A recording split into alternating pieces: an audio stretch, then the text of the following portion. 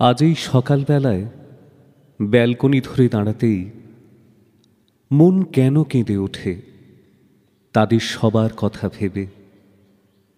কেন একে একে মনে পড়ে চলে যাওয়া মুখগুলো যত। পঞ্চমীর সকাল হতেই ছেলেটিকে নিয়ে বাড়িতে হাজির হতো ভূপতির মা। ঝেড়ে মুছে পরিপাটি করে তোলে ঘরের বাতাস। মাকে যেন ডেকে আনা কত যত্ন ভরে। বিনিময়ে বরাদ্দ হয়েছে তার পুজোর শাড়িটি লাল পাড়, বছরের শ্রেষ্ঠ আশীর্বাদ। ধুলোমাখা ছেলেটি তাহার বেলুনের ছিঁড়া ত্বক কুড়িয়ে কুড়িয়ে ক্লান্ত যেন দিন শেষ হলে।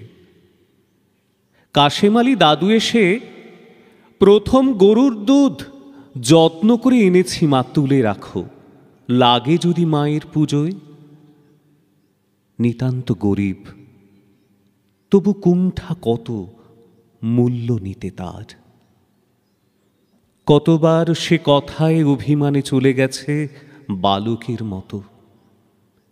বুড়ি পিসি বিজয়ার বিকেল হতেই টিন ভর্তি মোয়া আর নাড়ুর বয়াম খুলে ডেকে ডেকে তুলে দিত সকলের হাতে, শিশু বৃদ্ধ নির্বিশেষে, যেন ঠিক জননীর মতো।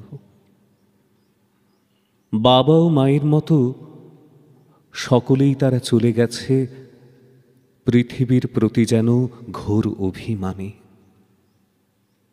তবু এই সপ্তমীর মধুর সকালে তাদের সবার কথা মনে হয় কেন?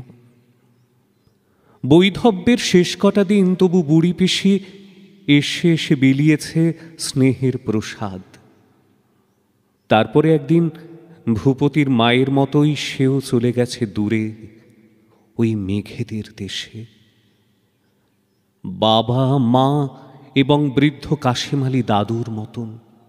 মায়ের যাবার দুঃখ বুকে চেপে ভূপতিও অবশেষে সব ফেলে রাজস্থানী জীবনের কঠিন সাধনা।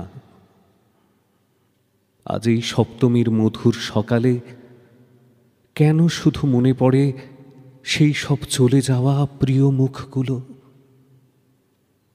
মেদুর মনের চারপাশে ভিড় কেন করে যত স্মৃতির মেঘেরা।